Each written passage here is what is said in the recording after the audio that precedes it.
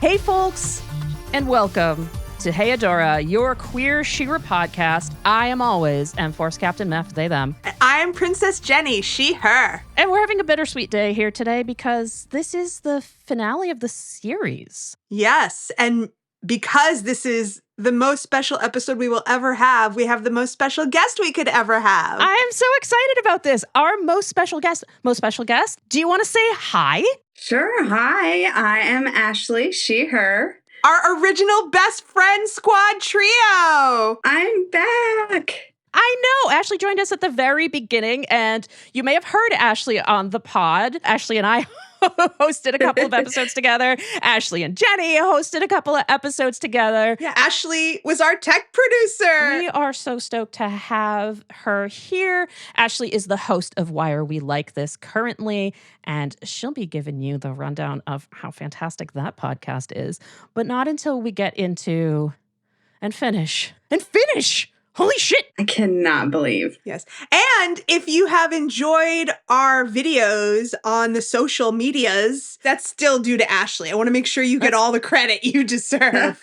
Well, thank you. Ashley is a kick-ass video editor, a kick-ass producer, a kick-ass editor. And a kick-ass human and a kick-ass friend. So we've all been friends for many, a long time. Many years. Ashley, thanks so much for coming back. Thanks for having me. Of course. Who else would we have? The bonds of queer media and queer buddies cannot be broken. It's true. And just as we have learned throughout this episode and the series, and it's just going to be completely driven home at the end, you're stronger together. Yes. Fuck yeah.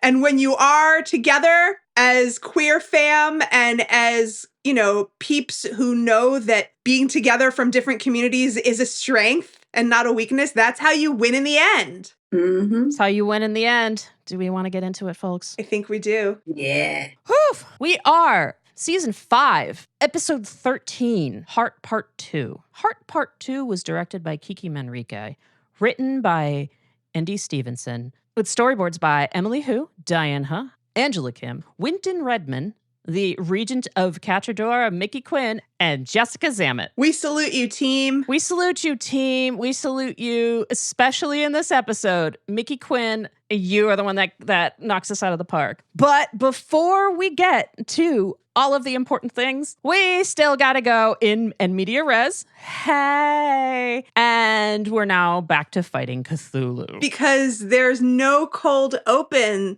and there's no opening credits. Yeah. We're done with the opening credits. There's just this super serious opening banner with the super serious music behind it, which lets you know, we are in it. Yeah. Yeah, it's pretty wild. So we go right back to Cthulhu, like you said. We go right back to Cthulhu. Adora is wincing and holding her side and bleeding goo. Well, I don't think she's bleeding the goop. The Cthulhu beast had that poison in it, and when it slashed her, it transferred the poison into her. But she puts her hand on her side and then she pulls it out and stares at her corrupted hand. Right, so it's showing us that poison has now gotten into her. And, she's all sweaty. She's like angel level sweaty.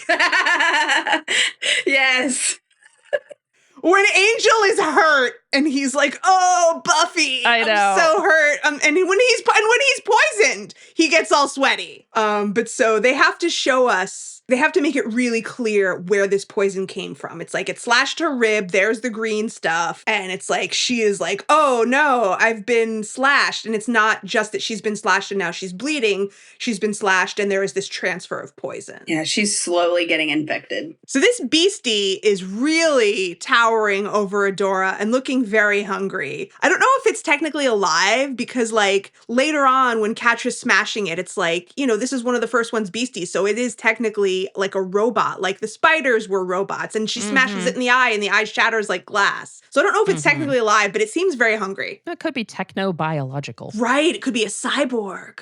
It seems very hungry. It is about to gobble her up. I was thinking Entrapta would be fascinated by it if it was a little hybrid, but also just the fact that it is trying to eat her and she's hurt and it's just Yes, it's a very dicey moment. It seems like this could be the end for our intrepid hero. Of course, it can't be the end because we have an ending. No, because it's the beginning of the episode, so it can't be the end because it's the beginning. So I love this. We have Catra flying in to save the day. Yes. I don't know. This is definitely a top 5 Heodora for me. Oh, yeah. Because she gives this like look of like, I'm jumping in to save my girl, kick-ass karate, turns around with the biggest smile being like, hey, Adora, like, don't worry about it. I got this. Action hero style, you know? It's almost like the action hero, like, witty repartee quip.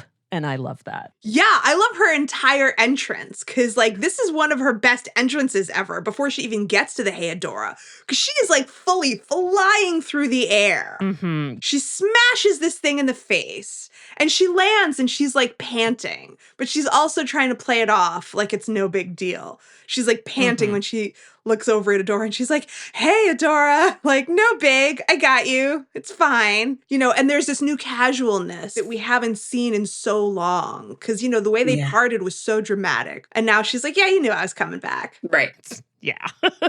Hey, babe. Yeah, like, hey, babe. It's a hey, babe. Hey, babe, hold up. Yeah. You know, only it's a hey, babe, let me beat the crap out of this, you know, techno-mechanical, like, monster for you. Boop. Of course, Adora is protective. You can't be here. It's too dangerous. Mm-hmm. But she's like still collapsing. So she can't do anything. But who should catch her as she collapses? Evil mom. Evil mom comes in with her kids. Yeah. Shadow Weaver shows up in her Shadow Weaveriest. And Catra turns to her and says, get Adora to the heart. I will take care of this. Mm-hmm. Like, Catra is the one that is telling Shadow Weaver she's going to jump in and sacrifice herself. Mm-hmm. Shadow Weaver never has a problem with somebody sacrificing themselves. Right. Yep. Right? Yep. But Adora does. And for once, Shadow Weaver has absolutely nothing to say. Like, she's not trying to take control of the situation. No. She's just taking orders from Catra, which, although it's like, yeah, she doesn't have a problem with Catra sacrificing herself, she does normally have a problem, regardless of the situation, with taking orders from anyone. But right now, she's just going along with their plan. She literally says nothing. I think she just knows at this point, like, this is the end, and what are we going to do? We might as well give it our best shot, I guess. Yeah. Like, she knows that what has to happen is the magic must be set free. Yeah. And whatever has to happen in order to make that happen is what she's going to do. Yeah, which is part of Shadow Weaver's MO, right? But normally also control. Like, I do think that she's having a moment here where she's letting go of control in a way we've never seen before. Because normally she wants to be in control of every situation. And she wanted to go to the heart with Adora and leave Catra behind. And Adora just was not having it. And so she's finally given into that in a way that we've never seen before. Like, okay, it's not going to be the way I wanted it, as long as it happens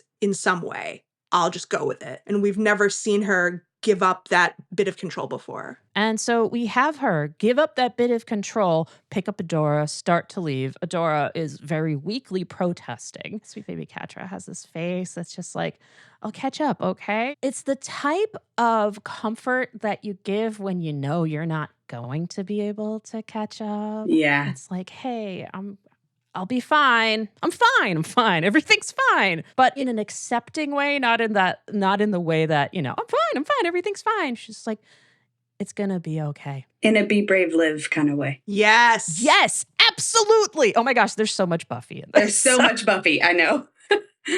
What else is beautiful, like heartbreakingly beautiful, there's a lot in this episode that is Adora as Shadow Weaver is leading her out and she's too weak to fight, but she keeps crying like, no, Catra, and like looking back over her shoulder.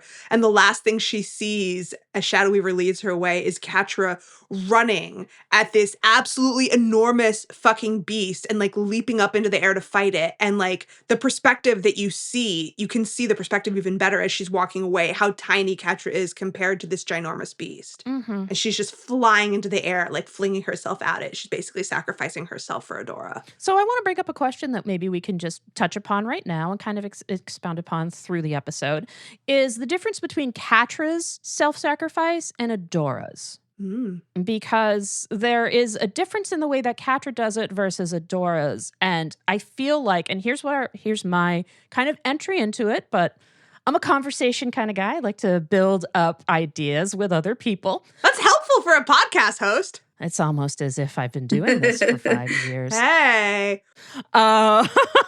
So I think there's an idea of Catra's self-sacrifice. While both of them often do come from a place of love in the grander sense, Catra's self-sacrifice comes from a place of personal love for Adora, whereas Adora's comes from a place of duty. Where Adora's place of duty does come from a place of like the love a hero has for the greater good or the greater saving of the universe. It does come from a personal place of duty. And I want to kind of see how both of you feel about this. Yeah, I mean, I hadn't thought about it that way. Yeah, I'm processing.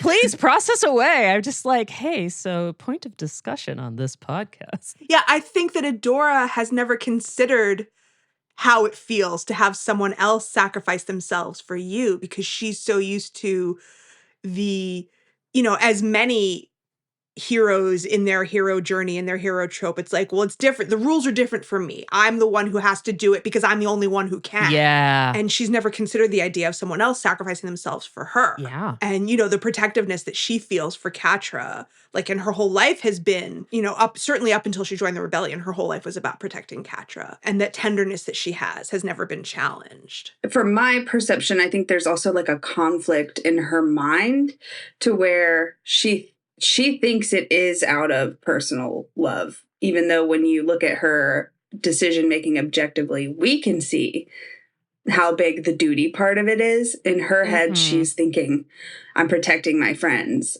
I'm the only one that can protect the people I love. Uh-huh.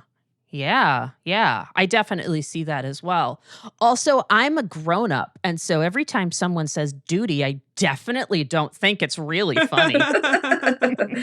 But the other thing is, we can't see directly into Catra's mind, but we don't know to what extent Catra also is thinking about saving the world, because if she doesn't help Adora get to the heart, the whole world will end. Right. So we don't know to what extent Catra is thinking about saving everybody else. So I do think that this is kind of something that we see that kind of goes through. And this is one of the first times we see Catra in a specific space of self-sacrifice. Yeah. Not self-destruction. Right. There is a meaningful difference. Yeah. Yes. Catra in the past would have absolutely done something like this as with the drive of self-destruction. Right. But this is definitely for Adora.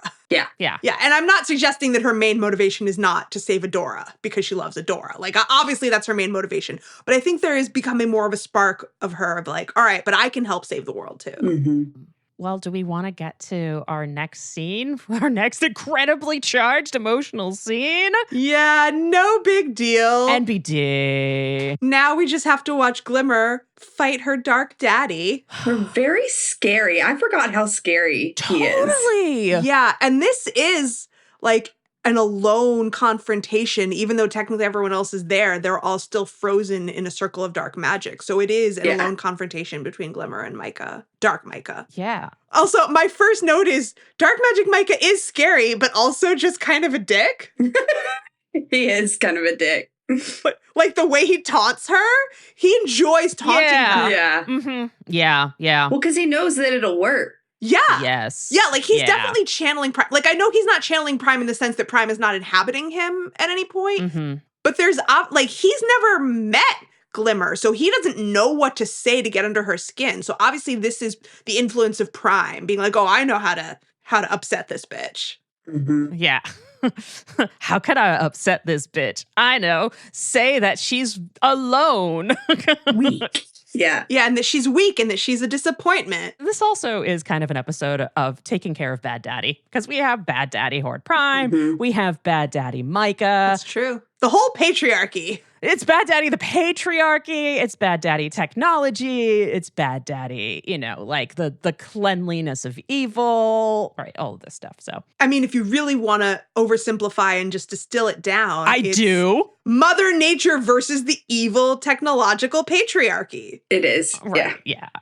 So, which, we've also touched upon here because it is a running theme throughout the series. Yeah. And it's also a great moment for Bo to come flying out of the smoke uttering a war cry, because men can also fight the patriarchy. Yes. Yes. And that is a fantastic fantastic point. Yeah, and it's a great scene change because for a moment he comes flying out of smoke. You're like, oh, he's here to save Glimmer, but it's actually a scene change. It's a different scene. I've said this before, but one of the things this show does so masterfully is the cuts and the scene changes.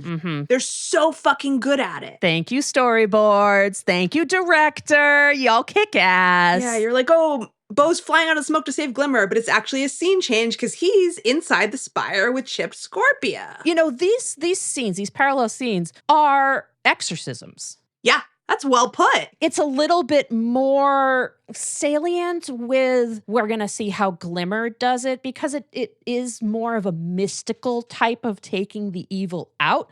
But even like in using the ideas about like, you know, the technology is evil and the nature is good, then these are also exorcisms from technical control. Right, because Micah has sort of a double layer thing going on because once he got chipped, he intentionally filled himself with dark magic. Yes. And that's what Glimmer expunges. And then he just passes out until he gets de-chipped. Yes. I'm getting ahead of myself, but that's an interesting point you make. It's a double layer for him. So we have Bo saying, we're trying to save you, which is like the thing in every exorcism. I mean, we've seen The Exorcist and all of these type of like expunge the evil type of, that is like the thing you say. We're trying to save you. Just a really quick cut from that back into Glimmer trying to do it too. Please, I'm getting through. Dad, it's me, Glimmer. Right.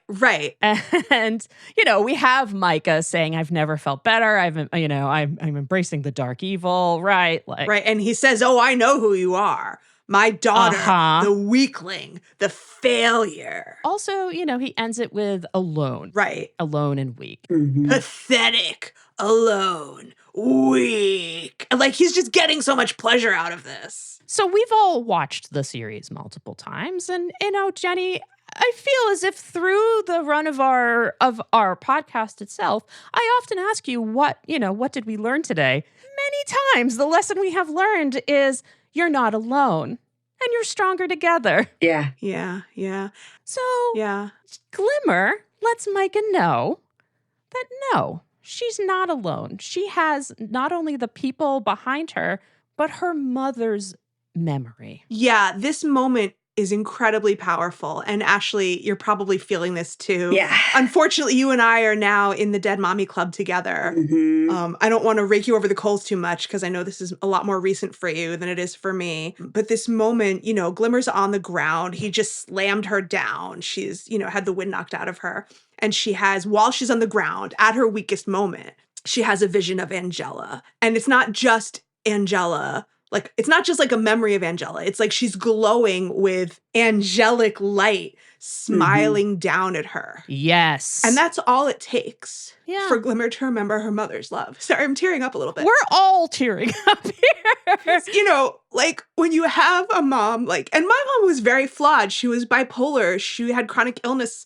Like, I had a rough childhood. We went through a lot of hard shit together. But she was always trying to do better. And she did over time do better. And after she died, I don't remember the bad stuff. The good stuff is so much stronger because she did such a good job of making me feel the love and making me feel that I was always her highest priority and that doing better was her highest priority. And that when she did bad, she wanted me to know how sorry she was. And her sorriness always centered me. The constant shining of her love was always so bright. And that's what stays with you after your mom is gone, is that bright shining love. And that can never be taken away. And Glimmer had that. And that's why she is able to get up and have that, that spark of flame is all it takes for her to be like, no, you are wrong, and I know that you're wrong. It does kind of also go back to the sharpness of talking to a bad daddy who wasn't around, right? Even though this wasn't his fault, that tension is still there of listen, my mother raised me. Where the fuck were you, right? Because, you're back now. Yeah, and we get the and I'm stubborn and I got that from you. Yeah. You little fuck. Right, exactly. It's you motherfucker, you weren't around, but I still got your assholeness. But also, we know that this is not the backstory of her trauma with her father. But it is definitely something that is so understood and common and prevalent with, people's often complicated relationships with their father as well. Yeah. Well, because before she says any of that, she doesn't say any of that right away. Like, she stands up and she says, no, I'm not. Like, she's, because that love from her mother lets her refute all the bad shit she said. Absolutely. And then she just goes to town and she gets her energy back. She starts like ultra quick teleporting all around him and hitting him with aggressive fist-to-face sparkles. Yeah. And she just gets her groove back in Uh-huh. a really intense way and creating like a vortex of power faster than he can even react to it. Mm-hmm. And that's before she says any of the things that, her speech about my mother raised me to be brave, my friends taught me to be kind, so it's like she gets her groove back in this really visceral way. Mm-hmm. Yeah. And just to actually say that speech, because it is so important. Yes. It is. Glimmer comes in and says, my mother. And the way that she does is after she does her teleporting, she just does her, she holds her grounded as her power stance and walks towards him. Right. My mother raised me to be brave. My friends taught me to be kind. And I'm stubborn. And I get that from you. I will never stop fighting. And I won't lose another parent. And this is one of the first moments where I have, you will never hope to grasp the source of our power. Yes. Yes. Which is a Buffy reference. So, but there's a lot of that here. Yes. And Glimmer then exorcises the demon. First of all, I have, I love you, Glimmer. After that, it says, I love you, Dad. And she exorcises this dark magic. She puts her hand over his heart. Yes. She literally holds it. And the magic of love, the true magic, just draws out all of the impurities. Mm-hmm. Yeah, she just blasts that dark magic out of him. The parental trauma this one holds.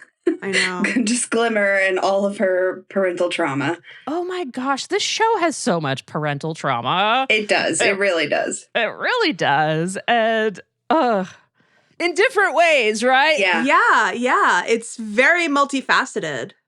So let's go back inside the spire with Invisible Bow. Invisibo.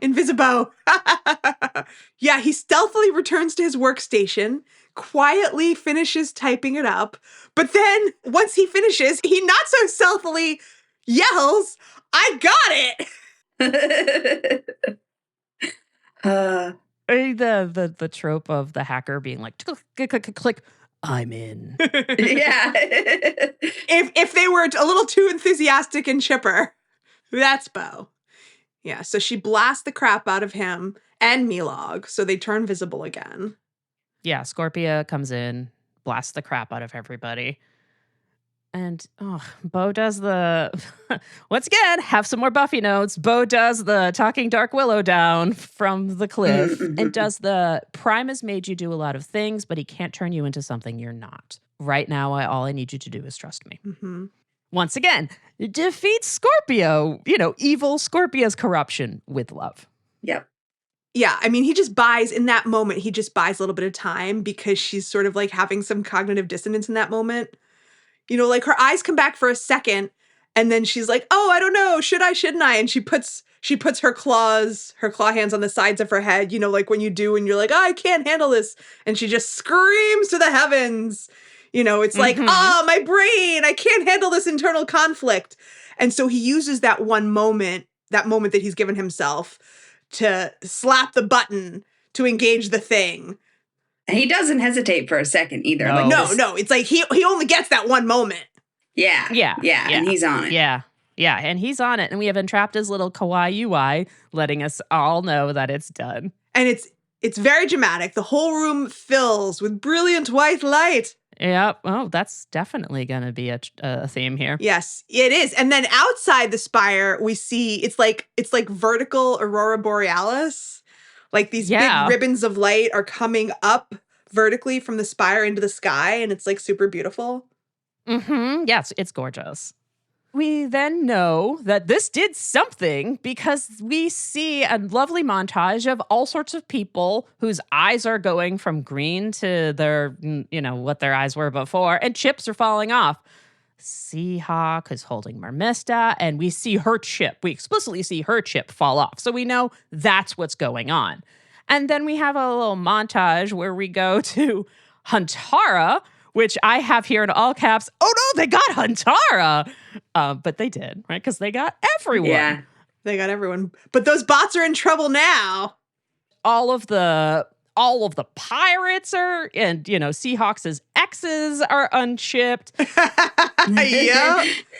Elberon is unshipped. Yeah. We then see that like the Crimson Waste is unshipped. Like everyone is unshipped. Yes.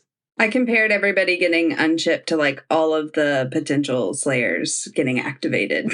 Yeah. Yeah. That works. I love that. They're ready to fight. Exactly. Their potential has been reached, which is free will again. Yeah. Yeah.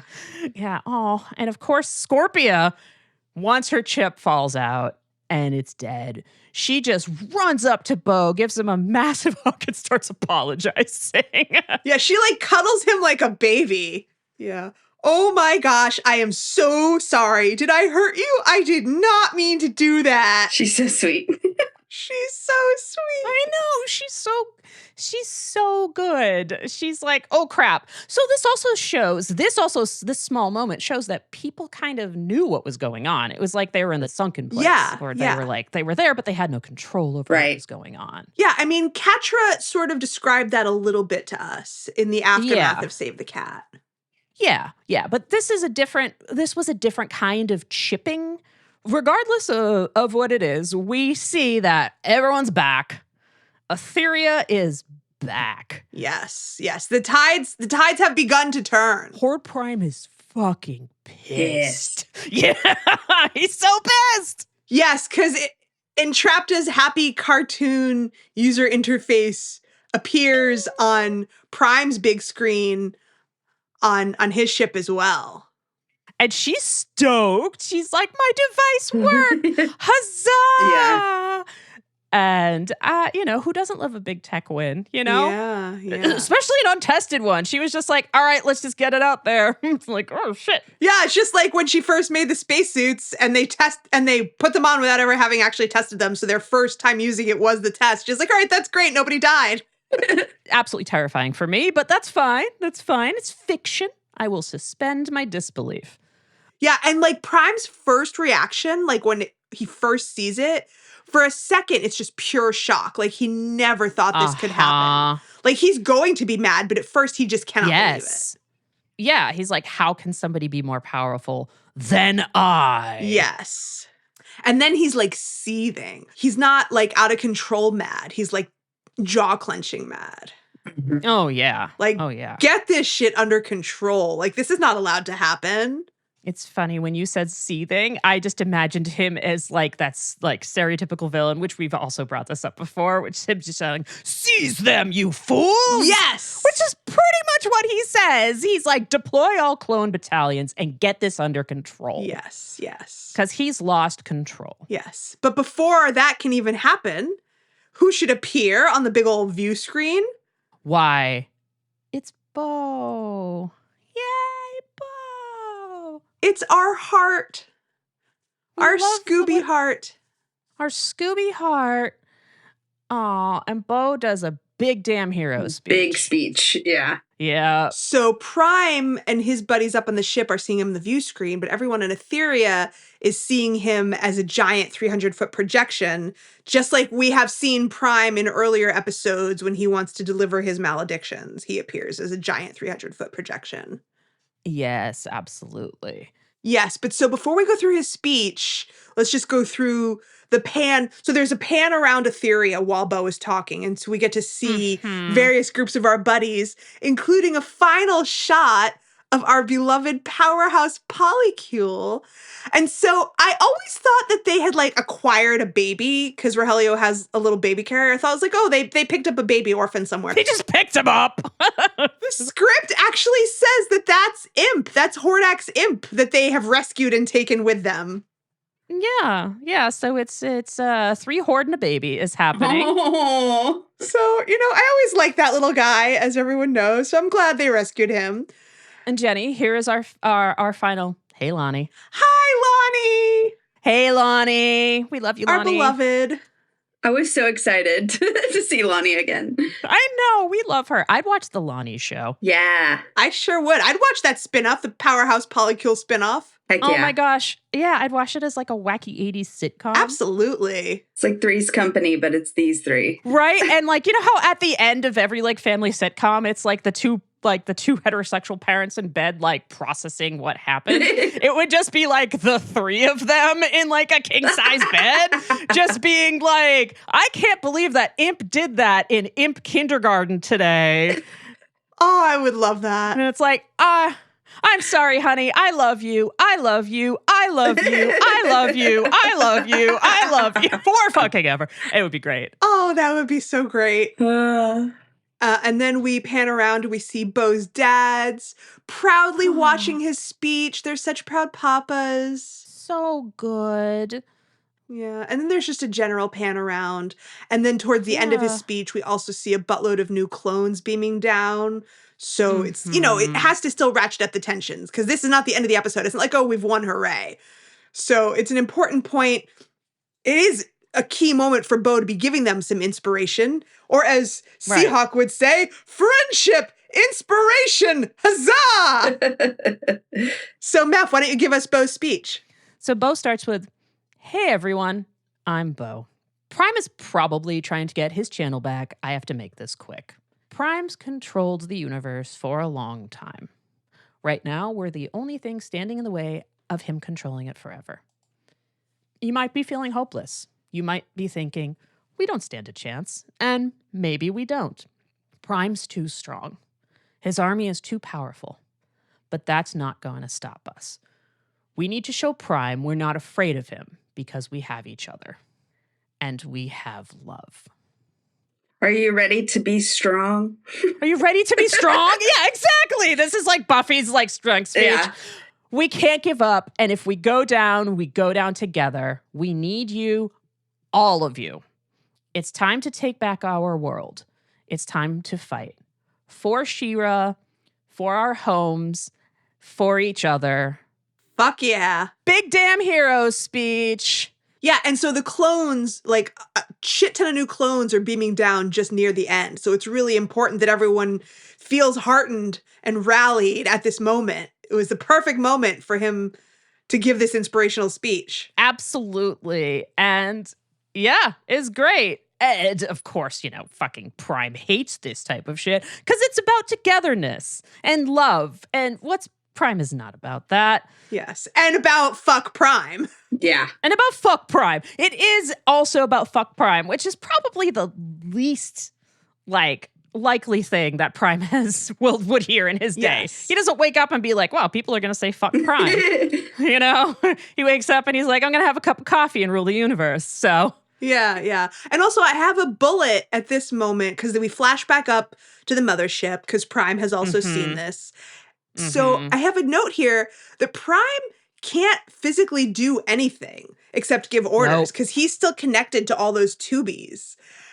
And I also noticed that for the rest of this episode, except, towards the very end, when he's connected to all these tubies, he kind of looks like Vecna when Vecna's connected to the hive mind. Yes. I've said that for so long that it reminds me, he even kind of has a similar The same shape of the face. Yeah. Yeah, except, one is techno and one is organic because Vecna's, it's meat vines and Prime is all tubies. But he can't move. And he's also controlling people the same way that Vecna. Right. Exactly. It's all mind control. So that's an interesting parallel. yeah, I mean, fantastic trope here of the one powerful one connected to the meat tubies. Why did you? Gross. I'm sorry. Gross. Meat tubies. Fucking gross. Anyway, big damn hero speech, meat tubies. Yes. And I love Prime's last line in this before we go back to Catra and the Cthulhu Beast. Prime says, and this is, again, this is the simmering rage still. He says in a quiet voice, he says, put an end to this mockery. Destroy them all. Yeah. That's great villain line. It is, and we can see Prime is starting to be weaker because he is losing control of himself. because Prime is so much about control that when Yeah. he loses control of his cool evil, well then that's never a good sign when the cool evil villain starts to get really pissed off. Right. The panic is starting to set in, like, oh shit. Exactly. Right. But he still feels, again, like he's just insulted, like, oh, this is a mockery. How dare they? Absolutely. He doesn't have to go all out. He's still just commanding other people, like, you guys take care of this. I'm too important. Yeah. I'm sitting here doing important guy things. Yeah, exactly. He has to get his lackeys to do so. Gosh, Jenny. Back to Catra. Yes, let's check in on Catra. Yeah, also my first bullet in this next scene is that I just want to clock that we've gotten fully a third of the way into the finale ep without checking in on Catra and Adora since the first scene, because we had one scene with them and then we just dipped. Yeah, that's true. That's true. Well, they got a lot to cover here. Yeah. There's a lot going on. There's a lot to cover. So we go back to our A story of A stories where our two protagonists are protagonisting the fuck out of this. Yeah, Catra's doing amazingly well. Yeah. Catra's doing amazingly well fighting a giant creature. But, it's a giant creature and she's a tiny cat person. And it's almost like she was trained for this. Almost as if. Good point. Yeah, she actually is able to, knock it down, fuck it up enough to escape into the corridor. Like, she does escape into the corridor. Yeah. And that's a really good point, Ashley, that this does call back to, like, the very, very beginning when she is fighting a giant princess. She was trained to fight giant fucking things. Yep. Absolutely. But just as she has escaped into the hallway and begins to run away, the dulcet tones of evil laughter arise. I call this holograph prime. Oh, nice. Nice. We have holograph Prime here. And everything turns all primey. And holograph Prime shows up and, works on trying to psych out Catra, right? He uses little sister. Ugh. I know, fucking gross, right? What a shame. I had such high hopes for you. And that's enough to, like, the creature comes back, attacks Catra. Yeah, I think this is cheating. I mean, I know that doesn't really mean anything. Because, like, he psyched her out. Like, she could have just run through him. He's a fucking projection.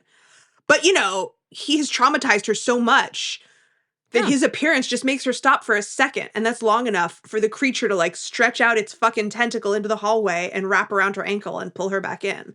Yeah. And this is this is a great representation of trauma. It's like when Adora said to Catra, she can't hurt us anymore. It's like, oh, you think trauma can't pull you back in? Yeah, that's a really good point. It is like the physical manifestation of literally the tentacles of trauma grabbing you by the ankles. Yeah, it's like when you think you're out of it, you might be physically out of it, but it can still pull you back in mentally. And it only takes a second. Yeah. So she gives a pretty loud scream, which will be important in a bit. Yeah. But that's the last we see of her at this moment. Yeah. Hey, speaking of trauma. Yeah, right. Where else can we see some trauma? Oh, well, I mean, we see trauma with a big T just holding Adora, walking down the long corridor towards the heart. By the way, we're referring to Shadow Weaver, but you all know that because you've been watching the show and listening to this. So we know it's Shadow Weaver. She's evil. And it's also important to note that this building is, like, beginning to fall apart. Like, the walls are slowly crumbling around them. Little bits of ceiling are raining down. Like, that's just notching up the urgency. Yeah. Yep. This clock is fucking ticking. We are like 2 minutes to midnight, people. And, like, Adora has these little ribbons of green all over her face and hands now. It's like that cut from her rib is, like, circulating the poison through her body.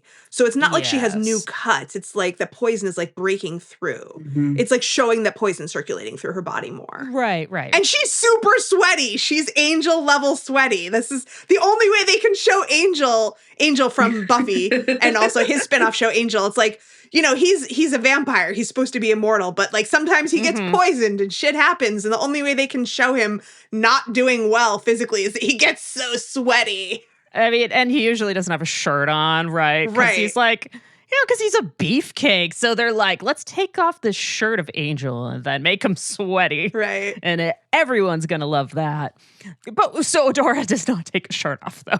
She just sweaty. Yeah, but so she's not looking great. She's not doing well physically. Yeah, she's all like whimpery and stuff too, like making little noises, and it makes me think that it's probably extremely painful what she's going through too. Yeah, like physically and psychologically. And yeah, it's another level. Yeah. Uh-huh.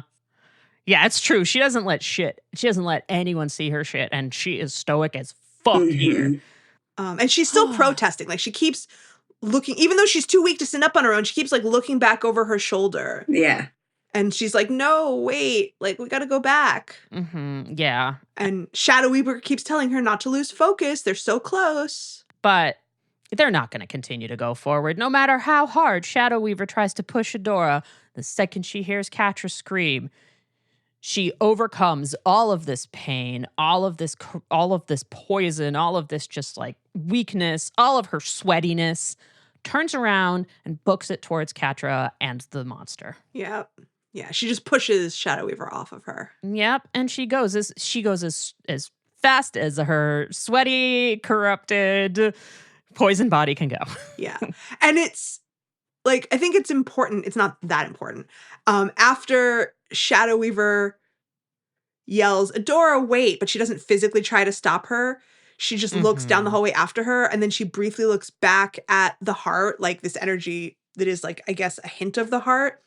And then we get this brief beat of silence where we're just staring into the awesome and terrible power of the heart. And there's like nothing else in the frame except that.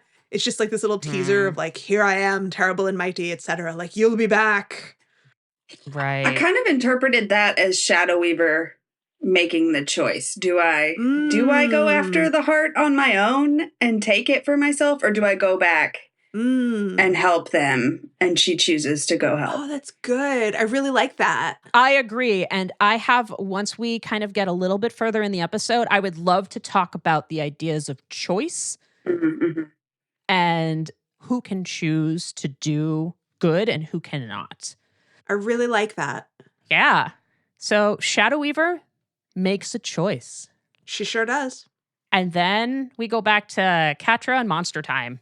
Yeah, so Hologram Prime, or what did you call him, Ashley? Yeah, hologram or holograph. Yeah, I have both of them. Yeah, so Hologram Prime is now getting his groove back by taunting Catra while the tentacle beast slowly drags her back towards its maw.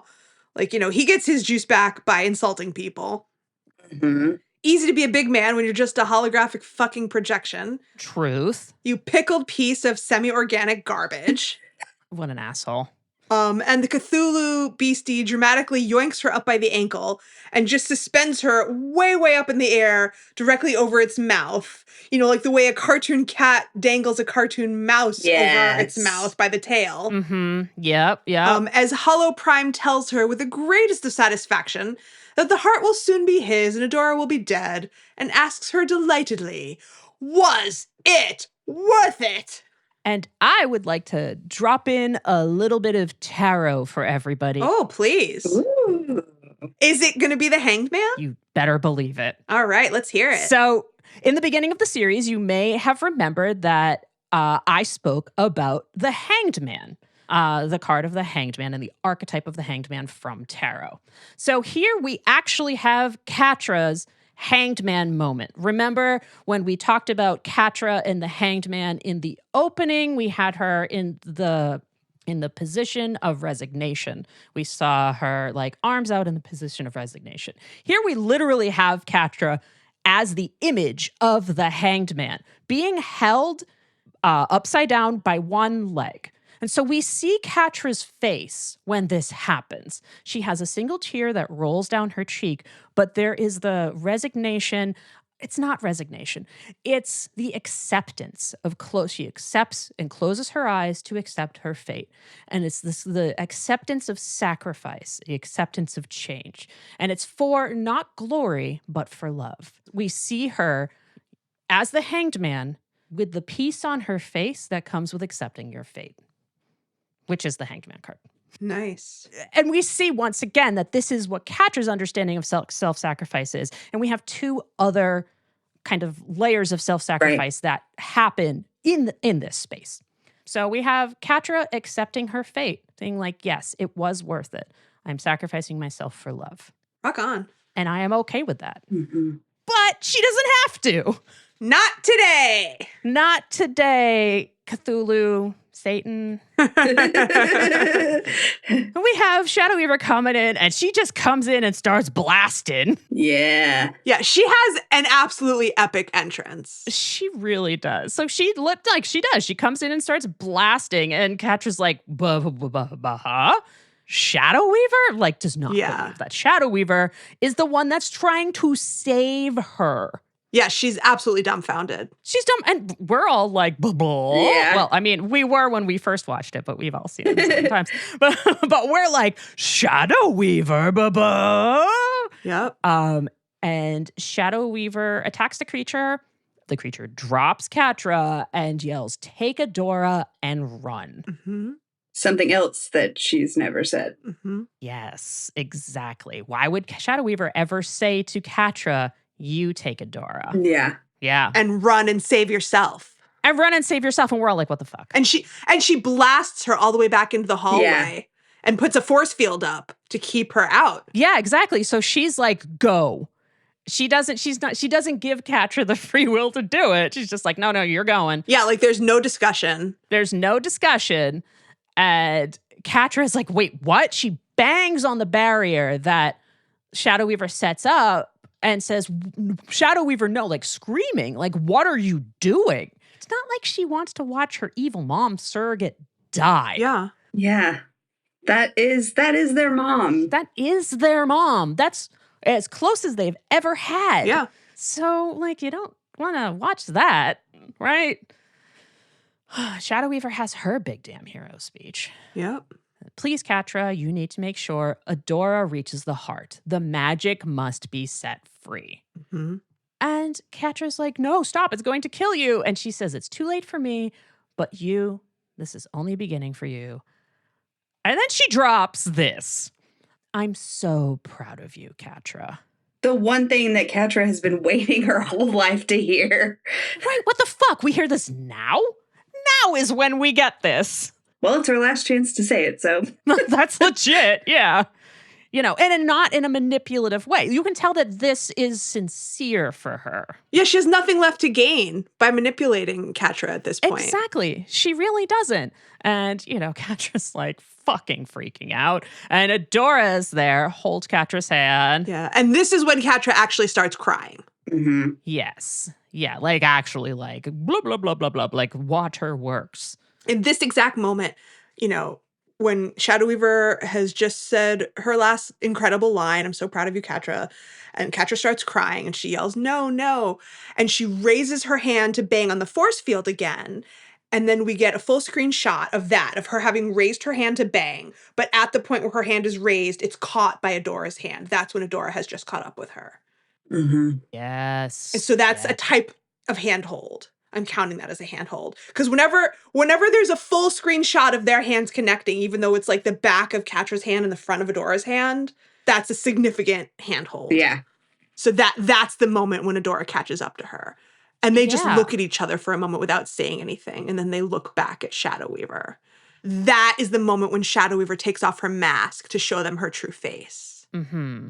Yeah, and Adora falls to her knees, yes. And she smiles at them and says, you're welcome. Yeah, and we know her true face. We haven't seen her true face since it was corrupted by the dark magics. Right. And we see it. It's scarred and, so we know. We knew that, but now we see. She takes off her true face. She shows her vulnerability. She shows her scars. And then says, you're welcome. And then self-destructs, just like uses every single bit of magic that she has and just disintegrates the creature. Let's talk about this, folks, because this is huge. Shadow Weaver sacrifice. What's going on here, people? Let's hear what you have to say. It's funny. I've heard so much discussion in the fandom. People really want to nail down the question of, did Shadow Weaver redeem herself or did she not? People really, really want to have an answer for this question. And I think that might be the wrong thing to focus on. We live like Western society. We really want to put things in boxes. We want everything to be black and white. And not everything is black and white. Yes. Because earlier in the season, when Glimmer and Catra were together on Prime's ship, Glimmer wasn't trying to be that black and white with Catra. She kept telling her, don't you want to just do one good thing? And it didn't have to be a question of, will this one good thing redeem you? Will it be an ultimate redemption or will it not be? It's like, it's always worth it to do one good thing. Mm-hmm. Ashley, what do you think? I think that there's this notion that if someone gets it in their head that they want to change and they apologize or do, start trying to be better, that you have to forgive them. And I think that it's important that we see that you don't have to forgive them. And I'm not saying that's this specific situation, but I think that especially in media, it's a lot of like, oh, well, they said they were sorry and they did this big grand gesture, so everything's fine now. Right. And I think that with all of the trauma that Shadow Weaver gave them over the years, that even they're still going to have such complicated feelings about her moving forward, even though in the end she made the right choice. But just one right choice doesn't negate all of the terrible things that she did to them in the past.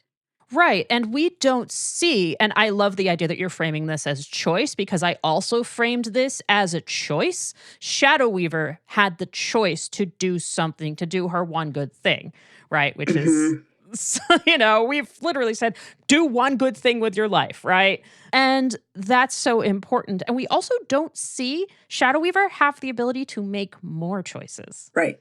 And I think that really touched upon that, is that there is the ability for somebody to continue to make good choices and not make them.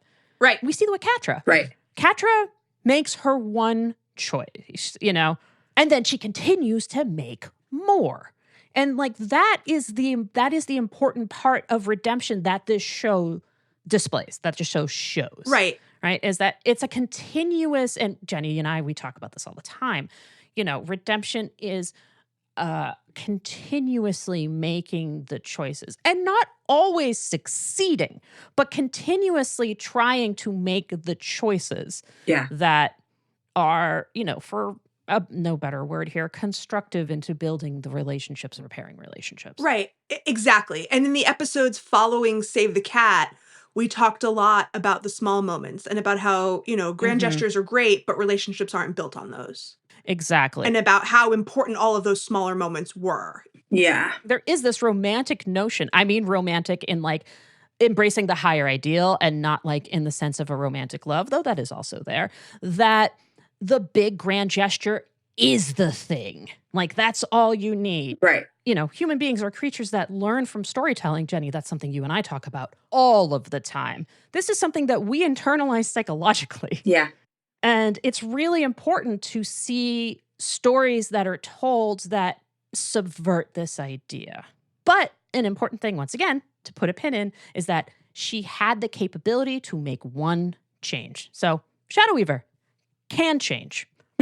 Yeah, she made one good choice, and we don't know what would have happened if she hadn't died. We have no idea what would have happened. But it doesn't matter. We don't have to decide. Like, I personally, like, if you push me to be like, okay, but was this one good thing enough to be, like, an all-encompassing redemption? My answer would be no. But that's okay. I'm still happy that she did this one good thing. Yeah, and, in moving through this podcast and having the continuous discussions, I agree. And, it's something where I came into it with a different idea. And as we've matured and changed ideas and changed thought and lived through a whole bunch of stuff, then yeah, my idea changed. At first I was like, no, fuck that. That's just like, it was a narcissistic choice. She did it for her own glory, but that's not exactly true. Yeah, it would be different if she had been making efforts throughout the series, but even all the way up to when in the last episode when Catra is like, where's Adora? She starts in on her. You're selfish, trying to go after her and stop her until Catra grabs her.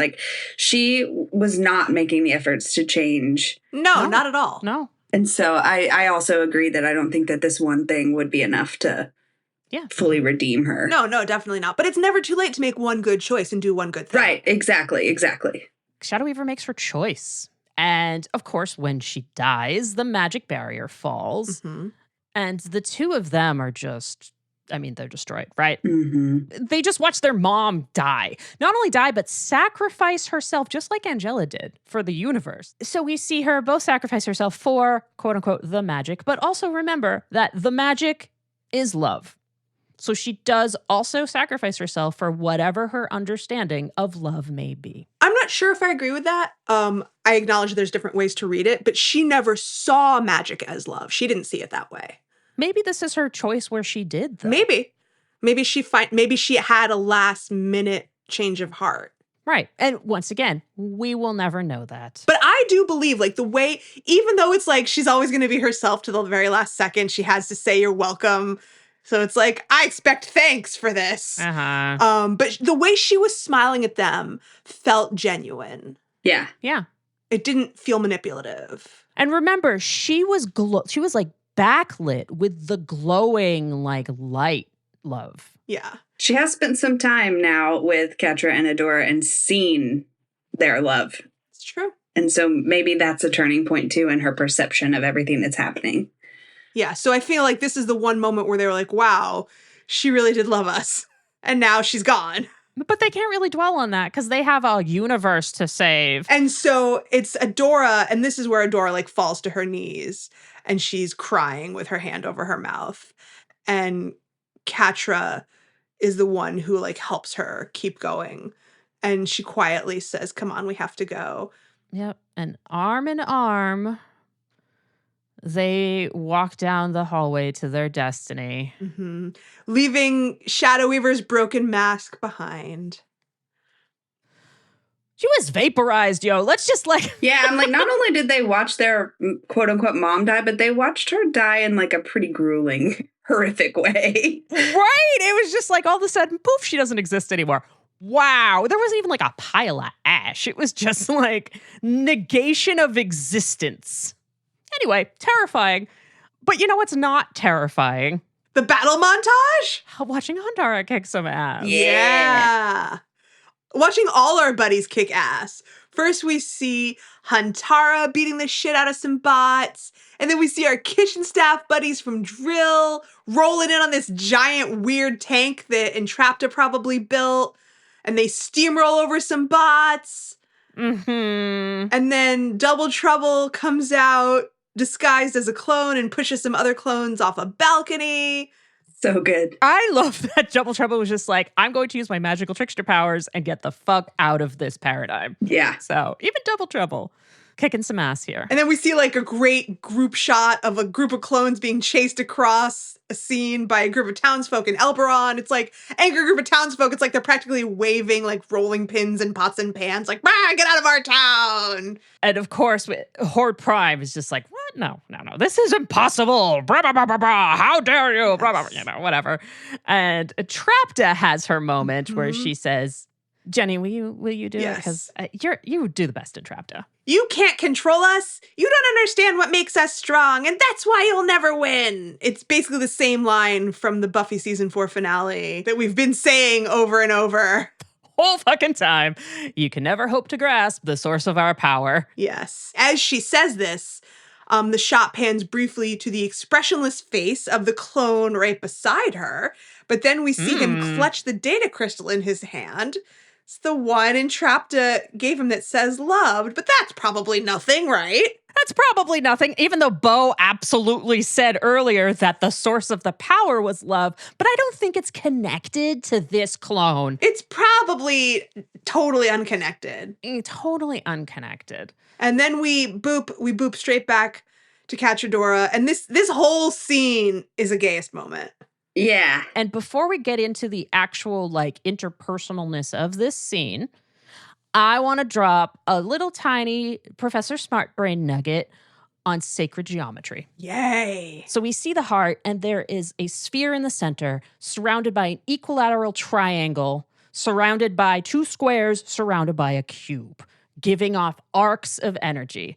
And my witchy brain immediately went to sacred geometry. What is sacred geometry? Okay, so sacred geometry, the very high level basic definition, is that there are specific shapes that are proof of the divine's hand in creating the universe. And these shapes also construct the underpinnings of the universe. An incredibly common theme that ties all of these together. And I mean, this theme goes like globally, this is an understanding, as the balance of shape and ratio. And the shape of the heart, as I described, the sphere inside the triangle, inside the cube, all have perfect symmetry. Common examples are mandalas, the cult around Pythagoras, the golden ratio, and feng shui.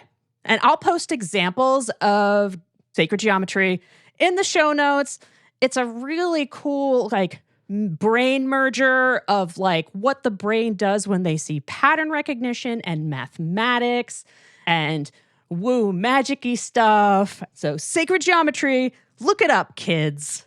Yeah, that was great. That was a very quick high-level intro to sacred geometry. Yeah, look it up, kids. Go to your local librarian, because as we've mentioned here before, librarians kick fucking ass. Yeah, I was at my friend's housewarming party last weekend, and I knew most of the people there, but there was one new person there I did not know, and she told me that I had librarian energy, and it was the greatest compliment. But right before they reach the heart, they're schlepping down the hallway together. Catra is basically holding Adora up at this point, but they have this cute little moment where they kind of just glance sideways at each other and smile at each other, and it's so cute. It is really cute. So we get to the heart. You already described the heart perfectly in terms of what it looks like. But, the energy pulsing out of it is, very intense. There's a heartbeat in this room that I believe is coming from the heart. It's it's like a cosmic super bomb. Ooh, that's a great name for an album. Yeah, it is awesome and mighty and freaky and otherworldly. Absolutely. Yeah. So, they get to this, there's this little platform with a catwalk in the middle of this giant room. And Adora steps to the center of the platform and she tries to transform, but she can't. She says, and it's painful. Like, again, we see that she's in pain when she tries to transform. And she says that Prime's virus is stopping her from transforming into She-Ra. And Catra asks, what does this mean? Will the failsafe not work without her? Meaning without She-Ra. Adora, in the most resigned, exhausted voice that we've ever heard, she says, no, it'll work. And she just has, one single moment of tears. Yeah. Because she always believed it would end this way. And she is going to do whatever she needs to do to save the fucking universe and to save Catra. And she looks up at the heart. She looks back at Catra and says, get as far away from here as you can. I have to do this next part on my own. And Catra says, also very quietly and deliberately, Adora, what is going to happen to you? And Adora, she walks forward and looks up at the heart. Like, she cannot look at Catra while she says this. No. She says, without She-Ra, the magic will destroy me. I'm sorry, Catra. I'm so sorry. And that's when she turns back to look at Catra and her voice breaks when she says, I'm so sorry. Yes. And she starts crying. And there's a quick pan back to Catra's horrified expression. And then Adora continues, but there's no more time. It has to end here. I can still save everybody. And she walks forward and puts her hands on Catra's face, touching their foreheads together. And she says, it's okay. I'm ready. And then we get another close-up shot of Catra's wide-eyed expression of horror. And then her expression changes to one of determination as she pulls back. And as Adora pulls her hands back, Catra grabs them and says, no. And Adora is crying and she says, Catra, like she's begging, don't make this harder, because she doesn't see a way out. And Catra again says, no, I'm not leaving. Whatever happens, I'm staying with you. And Adora just gazes at her, and they're both crying at this point. Yeah. Adora just gazes at her for a long moment.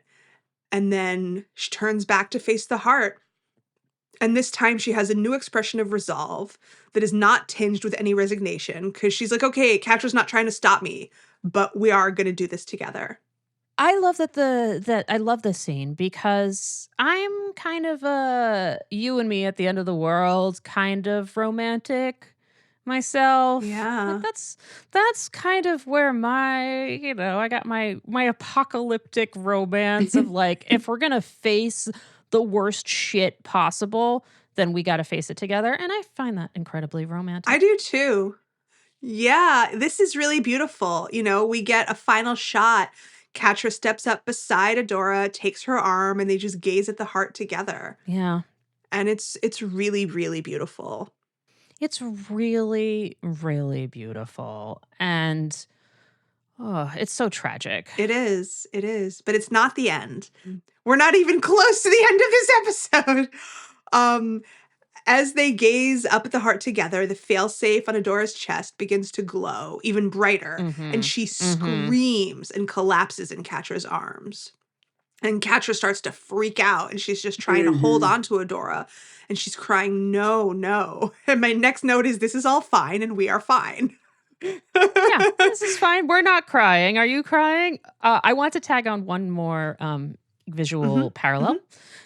Just as you were talking about how they had to, enter this room on a catwalk on this like platform in the center, we also see that in the Velvet Glove. Yes, that's right. And that's also very Star Wars. As Nate ND has said many times before, one of his biggest storytelling influences is Star Wars. It sure is. And this is very Star Wars. So. Yeah, kid. Yeah, dude. Yeah. So the last bit of this scene is, they've collapsed on the catwalk. Catra's holding Adora, and then the energy from the heart begins to really get corrupted by Prime's virus, and a big bolt of that green energy surges into it, and it just starts to go crazy. Yeah. And Catra and Adora are just looking up at it. They're like, all right. And we leave them there for now. So now we hop on back to Our Lady of Perpetual Death Star. And Prime is feeling himself now. He's back in overconfident mode. He does his cliche evil villain laugh, exclaiming, I can feel it. The heart is mine. And Entrapta says, you can't do this. The heart's power is too unstable. It will take you and the whole universe with it. Which she's, even in the end, Entrapta giving us exposition. Yes, Entrapta is really good at exposition. And she has finally learned to have a sense of self-preservation.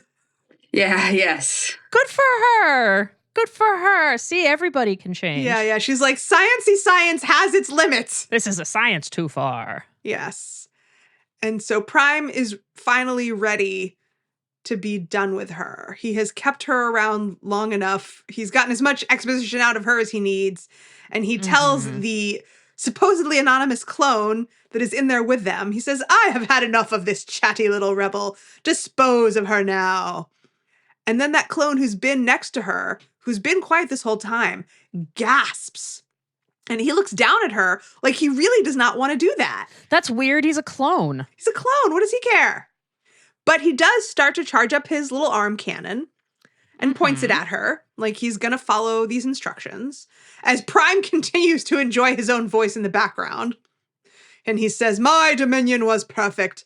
Everything was as it should be, and so it shall be again. But the clone still hasn't taken the shot. He's just staring at Entrapta as tears well up in her eyes. And finally, Prime says, did you not hear me, little brother? Do it now! But does he do it now, friends? Hell no.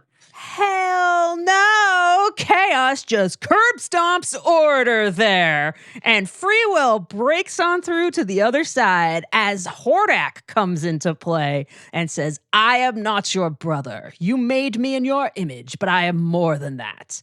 And motherfucker goes up to Horde Prime and grabs him and says, and dangles him. This is an important thing. Well, first he blasts him through the view screen. And then he picks him up, having blasted him. So he kicks his ass, and then he picks him up and says, I am not your brother. You made me in your image, but I am much more than that. And he picks him up and dangles him over the edge, not unlike Horde Prime did to our intrepid heroes in Save the Cat. It says, I gave myself a name. I made a life of my own. I made a friend. What? You made a friend? I am Hordak, and I defy your will. Bro, Hordak made a choice. We have another character that made a choice. Mm-hmm. Right. I have a bullet for that too. Like, this is a great moment. We don't have to forgive all the shit Hordak's ever done for this to be a great moment. Right. Right. But we watch him also have the capability to make a choice. I love Entrapta's. Yeah, it's so good. And she's so proud of him. But Yeah. Unfortunately, we also know that bodies are 100% disposable for Prime. Just as Entrapta runs over to congratulate Hordak, Prime just takes over his body. and mentions his corruption, right? Because we're back to the idea of purity and corruption, because that's a big thing with Horde Prime. And he's like, it is true. You have been corrupted. You know, you have a self, you have a name. You've denied it for so long, but now I see the truth that you are polluted by self-will. Individuality. Having a self. I don't really have like a point to this, but I just love the little detail of when he turns around, his bangs are like down and he like scoops them back, you know, like, oh, I'm in a new body now. Let me scoop these back. Things have changed. Right, because messy hair has become a sign of individuality among the clones. Yes. Yeah. Yeah, and that, yeah, I mean, when Catra was chipped, her hair was ultra tamed and smooth and perfect. Mm-hmm. Yep. And then when she started to be unchipped and fight, it got all messy. And also, Hordak, like you said, he's bringing his own hair back. Yeah. Yeah. Like, this is his little fuckboy tossle. Yeah. Yeah, and Prime cannot tolerate that.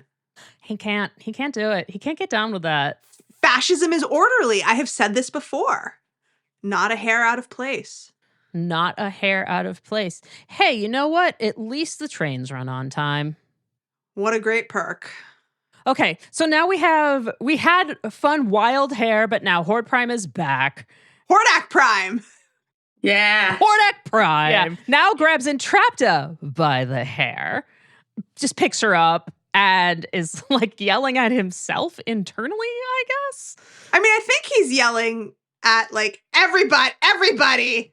He's yelling at everything, and now he is like, you know, angel style, I'm going to destroy the whole world because nothing is going my way. You have forced my hand, I will unleash the heart, so we shall die in cleansing flame together. And then he like teleports. Yeah, I mean, he snaps his fingers and like a bubble encircles them. It's some sort of beaming technology. So they beam. They beam out in a little bubble. They beam out in a bubble. Those baddies beam out in a bubble. Glinda style. And now we go back to Etheria where there's some ass kicking. The battle continues. The battle continues. We have all of our pals battling. Natasha's battling. Glimmer is battling. Scorpia is battling. Yeah, but so the opening, like, big picture shot that we get is important because before we get all those shots of individual people, we get one, like, big picture shot that shows, you know, there's, like, a canyon and all the clones are positioned all around the outer edges of the canyon shooting down. And our buddies are all inside Natasha's net. So they're like badly outnumbered and they have a poor position. Yes. Yeah. Because all the clones have higher ground and there's so many more of them. So it's like before we had like a moment of like, yeah, we're doing really well. But now it's like, oh, things are not looking great right now for our buddies. Things are not looking great for our heroes. This is true. But they're still fighting. They're still fighting, but they're like dramatically outnumbered at this point. Uh-huh. But then they do get a good break when a massive blast of red energy shoots out from somewhere off screen, accompanied by a mighty battle cry. And who is it who has come to our buddy's aid? It's Scorpia. It sure is. And she's very happy. And she also just comes in a blasted. Yup. And Bo and Glimmer see each other and are like, yay, we see each other. Yep. We love them. They're back. They're ready to start blasting together. This isn't fun though. No. Well, first we get a very dramatic overhead shot of a new Horde drill ship hovering directly, over their heads. So it's in space, but it's so huge that it looks like it's like right over. I mean, it is right over their heads, but it's in space, but it's so huge that it looks like it's like you could probably jump up and touch it because it's so huge. So it's very intimidating. Yeah. And it's like framed by like a ring of black smoke from the battle. It's very dramatic. We have Hordak Prime giving the is this the end for our heroes speech with Entrapta just dangling in his hands. Yeah. By her hair, poor baby. By her hair, I know. But at least it's all her hair. I feel like that's less painful than if he just like grabbed a piece of it. It's still not great. And then Hordak Prime gives another one of his evil guy speeches. Only this one is about the cleansing fire. Yeah, this is a hell of a line. This is a hell of a line. Rejoice, Etheria, for your end has finally come. You have chosen darkness. Well, fuck, that's terrifying. And then, like, the fucking earth starts, like, coming apart. And you're like, what the hell's going on? This is terrifying. This is real ass apocalypse shit. It says, you have chosen darkness, and so into darkness you shall be plunged. The world shall end in fire. And I have a little smart brain nugget here about poetry. About poetry? About poetry. All right. About poetry. The world shall end in fire is a reference to the opening line of Robert Frost's poem, Fire and Ice, which is also about the end of the world. Some say the world will end in fire. Some say in ice. From what I've tasted of desire, I hold with those who favor fire. But if it had to perish twice, I think I know enough of hate to say that for destruction ice is also great and would suffice. Oh. I also hold with those who favor fire, the fire of love and of desire, which is ironic for Horde Prime to bring up, but also Horde Prime would see the cleansing fire of desire as the thing that is destructive. Mm-hmm. Nice. Poetry moment. Very nice. So, we have a little bit of epic Robert Frost lines there in his evil guy speech. Yeah, I mean, he would be. He's refined. He's the polite evil. Not right now, but in general, when he was up in the ship, when he thinks he's in control, he's like gonna politely destroy your world. So he would be cultured. He has his little museum of genocide. Right, exactly. He's like the British Museum, floating British Museum. Yeah. Right? Like he's a man of wealth and taste, right? Yes, it makes sense that he would have studied poetry. Of course.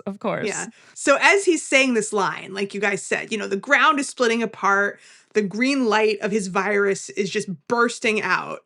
And so at this point, I have a bullet. If we haven't explicitly addressed this already, which we haven't, we can probably say with confidence that Prime's method of accessing the heart, since he never, he said, oh, I don't need Shira, I figured out how to do it on my own. His method isn't just, oh, we're going to drill down to the center of the planet until we reach it and then just scoop it out. It was, okay, we're going to drill down to the center of the planet and pump it full of my glowy green virus. That's what he's been doing. It's like, okay, those tubies, maybe they were sucking the juice out of him. He's like, take my green poison juice and pump it into the planet. And that's, that's the same green poison that he put into Adora. It's like, it's going to weaken it and co-opt it. And then we can take it. Right. That's how he is, appropriating it. Right. So that's his poison that's pouring out of the planet now. He's like taking over the planet with his virus. Yeah. His weapons are corruption and destruction, and he's using corruption right now to get the power. Right. So all these green explosions, that's from him. That's from him. Yeah. And we have our little loss of hope moments. Yeah, Bo and Glimmer are worried about Adora because they're like, oh my gosh, the failsafe didn't work.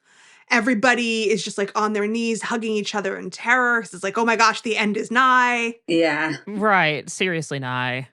And, Prime at the same time is really savoring this moment, and he feels like he's getting the last word because as far as he knows, everything's working out in his favor. And he's going to milk this moment for everything he can.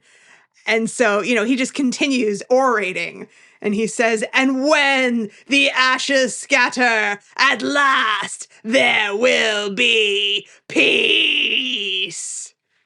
Because there won't be anything, including him. It doesn't matter. Yeah. When there's no people left, it's going to be very peaceful. If I can't have this my way, no one can. Kaboom. Blowy uppies. Yes. The biggest tantrum ever. The biggest fucking tantrum ever. Taking my ball and not existing. Yes. Lovely. Gonna leave that there for a moment. We're gonna go back inside where it's only a little slightly less chaotic, just slightly, back to the heart of a theria chamber. So Catra is still on her knees, holding Adora's barely conscious body. But this room is also being affected by the earthquakes. Like little bits of the ceiling are falling. Like they're still aware that shit is crumbling down. Right. And we have Catra and Adora in the Pieta. Yes, exactly. But it's the opposite now. Instead of Adora holding Catra's body, it's Catra holding Adora's body. Exactly. Because they both got that whole savior thing going They down. both do. So, So Catra's just begging Adora to stay awake. And Adora's eyes just like barely crack open, and we get a POV shot of the heart directly over their heads. And Prime's virus is now flowing directly into it. We get these 3 big arced columns of green energy flowing into each side of the triangle, and it's making it, very unstable. And Adora whispers, "I'm sorry," to Catra. She puts her hand over Catra's on the side of her face. And Catra starts to cry and she screams, "Adora!" as she holds her close. More energy is just exploding out of the heart. Catra's just holding Adora as close as she can. And we zoom in on Adora's eyes as they slowly shut, while Catra's voice is just calling her name, echoing in her ears. And the scene fades out to white to Adora's future fantasy. I love the future fantasy. I want to call back to Adora thinks her last words are going to be, "I'm sorry." Which in Corridors, Catra thinks her last words are going to be, "I'm sorry." That is an excellent tie-in and callback. Thank you. You're wicked good at this, man. It's almost like a semi-professional here with academic training and everything. So yeah, so we have that. The two of them just they just want to make sure that if they have to part from each other on this existence, they part from each other with a clean conscience. Yeah. So how about this fantasy scene? It's so good. So good. They all look so good. Yeah. I have all manner of descriptions of their costuming. I counted on you for that. Thank you. But let's set the scene. Jenny, I count on you to set the scene. Okay. So Adora opens her eyes in this scene with a gasp, and she is staring at her own reflection in a waterfall. She's got her own water feature now in a room that seems to be her room in the Bright Moon Castle. She's wearing her hair down, which we have never seen before. Even when she was wearing her formal wear for Princess Prom, she's always had her hair up. But now it's down, but she still has her signature pompadour poof on top. Yeah. She's got an understated tiara. I'm not going to really describe the outfits. I'm going to let you do that. But she's got a little tiara. She's got a white dress. And I'll let you describe the outfits. And the shot zooms out, and we see that all around her are quite a few water features, plus crystals, crystals, and more crystals. This is very back to the beginning with Bright Moon. Yep. So I think that we can pretty much assume that she is in Bright Moon. And there's also a couple of tiny glitches at this point when we're zooming out to the scene that let us know, in case we possibly didn't already, that this is indeed a computer simulation. And then suddenly Catra and Glimmer burst in, also in clothes that look formal but comfortable, like more comfortable than the clothes they wore to Princess Prom. Like when you're a little bit older and comfortable with yourself, you can pick formal wear clothing that you're more comfortable in. Because when you're a younger teen, you're like, oh, I have to look a certain way. But as you get older, I feel like it's usually the case that you're able to pick formal wear clothing that you feel more comfortable in. But I'll let you describe the clothing, Meph. But, they're laughing and chasing each other. Glimmer is holding a hairbrush and she's chasing Catra. She says, just let me brush it. And they chase each other around Adora. Glimmer has a new haircut that we very much dig. Super love it. Yes. I'll let you describe the outfits, though. And Catra's wearing another great suit. And they're laughing and chasing each other around Adora. And then Bo comes in. It's just a very sweet, adorable scene. So, Meph, why don't you describe the outfits before we go any further? Absolutely. So, let's talk about clothes. Let's. I love talking about clothes. So, we learn from this that this is probably about anywhere from, I'm going with about 7 years, because I think the whole series probably, in time, took about 3 years. We're going to go with 7 years here, because as we know, Princess Prom is on a 10-year cycle. So we're going to the next Princess Prom, which is Scorpia's. I'm just going to say this is 7 years in the future from Adora. Her face is a little less round. She's taller. She looks great. Let's describe what she's wearing. So, as Jenny mentioned, she has long, soft hair flowing down her back, and it's quite long. It's like She-Ra Envy long. As we have here, it's not the all business ponytail. She's wearing a gold diadem, which I learned about the word from Final Fantasy. And it's an ornamental headband worn by monarchs. And it's it's like a headband. It's not necessarily a crown. That creates a very slight M shape in the middle where it meets with a red jewel. So this is not only reminiscent of the original She-Ra helmet, but also a little bit of Catra's mask. That is important to remember. Her dress is also soft. So we see Adora in this space of softness. Water features, crystals, soft pastel lights, soft hair, a soft face, and a soft dress. It is sleeveless and floor length. The bodice itself is white, with gold straps and accents at the waist, creating the shape of a heart in the front, with a deep V in the back. She has a train with 2 gold wings at the small of her back. So that's her dress. Let's talk about Glimmer and Bo for a second, because they also look fantastic. Yeah. So first, they are wearing wonderfully coordinated palette, matching blues and whites and reds and pinks, very pastel, very Bright Moon. Glimmer's little side part, asymmetrical coif here is fantastic, and it also frames her own diadem. She's wearing a gold and purple fit and flare dress, which is a fit bodice, which is the top, and a flared skirt, with a high neck and shoulder and hip cutouts. She has a blue gem in the center of her chest and really cute, bejeweled with magic, sparkly capelet. It's wicked cute. Bo is wearing a complimentary suit with a high collar purple shirt, a suit jacket with rounded gold trim, his patented heart-shaped brooch inside of a cute, oval fascinator, with, of course, cutouts for his wonderful abs. He has his long hair pulled up in a high ponytail and a two-tone fade going on. And he even has a little scruffy beard. I love his little beard. It's so cute. Oh, it's so good. Oh, him and Glimmer are wearing matching earrings. I wonder why. And listen, folks, I know this is what you've been waiting for, because this is what I've been waiting for. And it's melancholy for me to say, because as longtime listeners know, this is something that Jenny and I absolutely adore. And this is Catra in a suit. That's right, folks. We have our final Catra in a suit, and it is a fantastic suit. I like to call this Prince Catra in a suit because Catra looks like a prince. And Girl Prince is one of my absolute favorite genders of all time. It's so good. So first of all, her hair looks fantastic in this very kind of loose and full, kind of messy ponytail, which is alluded to, as Jenny said, when Glimmer's chasing her around with a hairbrush. And it's really cute. Also, the way that we haven't seen Adora's hair down, have we seen Catra's hair up? No. That's a really good point. That's a really good point. They have flipped this sort of hair paradigm. But Catra's hair is still messy when it's up. Yeah.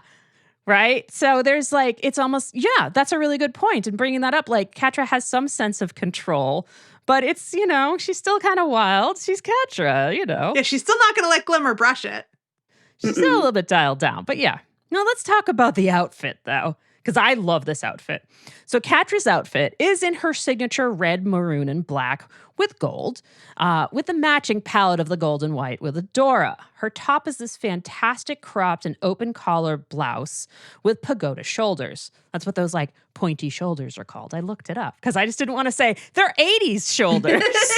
No, it's a name and it's called pagoda shoulders. Pagoda shoulders are specifically hyper-constructed. And her outfit is, even though her hair is messy, her outfit is hyper-constructed with the looseness of her cape. But we're going to get there. So she has these pointy pagoda shoulders. She's wearing high-waisted fitted pants. The high-waist pants and the crop, fantastic. Love that look. With a gold stripe going down each leg. It's like a thicker stripe. It's not like a little pin stripe. It's a thick stripe. And she has... Probably my favorite part of this entire outfit is one shoulder white cape with gold epaulets that are in the same pattern as Adora's dress straps. So good. It's so good. And of course, because it's Catra, she still has on her fingerless gloves and gold spats where her like little strappy shoes usually are. Only she's actually wearing shoes this time. Yeah, this is the first outfit of hers we've ever seen with like full-on closed-toed shoes. But she has the little like gold spat straps under her feet to like still show that it's still Catra. And don't think I forgot about this part because this is incredibly important. She has Adora's rebellion pin. Why? Why, Jenny? Why does she have the pin? Why are Bo and Glimmer wearing matching earrings? So here's a great explanation of the outfits by character designer Ray Geiger. All the Future Wish outfits were designed by storyboarder Mickey Quinn, hi-oh, who also boarded the scene. She loved designing clothes and she loved Catradora, so it was an easy pick. Adora's outfit is, as I'd mentioned, inspired by classic Catra, and Catra was dressed to match her. Similarly, Bo and Glimmer are wearing specific color palettes. I have some Etherian lore inside my brain when I'm deciding that dedicated couples/spouses have some ceremony of swapping or giving articles of clothing to make their relationship official, instead of marriages and rings. It started with me swapping Spinny/Natasha's necklaces when I first started on She-Ra, because I wasn't sure how textually gay we could actually get, and I needed people to be able to tell that they were actually, factually, in lesbians with each other. After the point, it kind of became a thing. Micah was drawn with Angela's earrings, though they both have two. And then Glimmer and Bo here are sharing the same pair of earrings on opposite ears. Mm-hmm. Catra took Adora's golden wing from her belt. Adora takes Catra's mask as She-Ra. Hordak wears Entrapta's armor and her first one's chip, although I'm not sure what he gave her back. It also became my own half-joke that George and Lance, because I forgot to do it visibly for them, simply swapped their favorite socks. There's also a follow-up post on Reddit. Did you get the follow-up post? Because I think that's really important. I didn't. So this was from a Tumblr post. So I will post the link to this primary source that I have from the Tumblr post. And I would love for you to follow it up with the Reddit post. Yes. So I got both this quote and the follow-up post on Reddit. from the same person. And that was Ray Geiger, right? Yes. So Ray Geiger also posted this second one. They posted them together. And the second one is, "Hi, I misspoke on this one. I had a much longer post initially that I edited a few sentences out of because I know I can ramble. But I edited too much down and people are jumping to the wrong conclusion. I've never intended for every character who swaps items as described above to be married. I used it for things like dedicated couples or marriage. Do people say Facebook official anymore?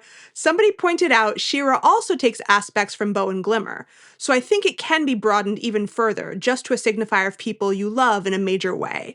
I don't know what Etherian marriage customs are, and I'm not in charge of deciding that because I am not a writer. This design choice is also my own choice. It was not unanimously discussed and decided on, nor was I directed to do this. I told you all because it's a fun little Easter egg and a look into my own process, not a secret signal that changes the intent or meaning of any of the rest of the work. And even if it were, gay representation deserves much more than secret signals only accessible if you read the right Tumblr post from the right random designer. So please take this little piece of info and have fun with it. And if you want to imagine them as married, I absolutely support you. But I want to be clear so I do not step on any of my fellow team's toes." I love that. Yeah, I think it's really important, especially as it relates to conversations that we've had about hypertextuality and the limits of canon. Yes, yes. And also what actual death of the author means versus what people understand it to mean. Yeah, absolutely. Yeah, because death of the author, the theorist that came up with it really means the end of the story is in the story. Anything else that the writer says afterwards is inconsequential to the text. The text itself is the story, the end. And we have so much, as Jenny said, because of the internet and fandoms, we have so much hyper contextuality and external canon here, including fan fiction written by the showrunner, that these things often do get a little muddy when the people that work on them, who we now have way more direct contact with as people in fandoms on the internet than somebody writing 100 years ago. And so it's great for everyone to have their own headcanon and their own interpretations, but people shouldn't feel locked in. Correct. But it's just really good, though. Like, it is. It's wonderful. It's wonderful. It's wonderful. It's wonderfully romantic. And as Ray said, like, take it as you will. Right, because in this scene specifically, I've seen some arguments and people being upset on the internet because, like, oh, well, Catra's wearing Adora's rebellion pin, but what's Adora wearing? In this specific scene, in this specific outfit, what is Adora wearing of Catra's? And you said that her diadem is supposed to have a little piece of Catra. I don't really see it. But again, like, She-Ra's outfit throughout season 5, her headpiece is, representative of Catra's headpiece. And she wears that all the time. And this is just a one-time outfit. Right. So that's a lot more significant. Right. Yes. So there we go. Jenny and I bringing some perspective. Yeah. And we can put the links to both of these posts in the show notes. Anyway, it's a lovely little scene. Yeah. And their biggest problem in this scene is that they're running late for a ball. Everyone's all snuggly wuggly. It's very obvious that everybody is coupled, that these two are just a wonderful little couple. They're running late for a ball. And that's, like Jenny said, that is the only problem that they have to worry about. And Adora's not saying or doing anything. Her life is just happening around her in a happy, peaceful way. And the scene ends. Everybody starts to leave, and Catra starts to leave, and turns around and puts her hand out to Adora and says, "You coming?" This is another significant hand reach, hand hold moment because, again, it's a full screen shot of Catra extending her hand to Adora.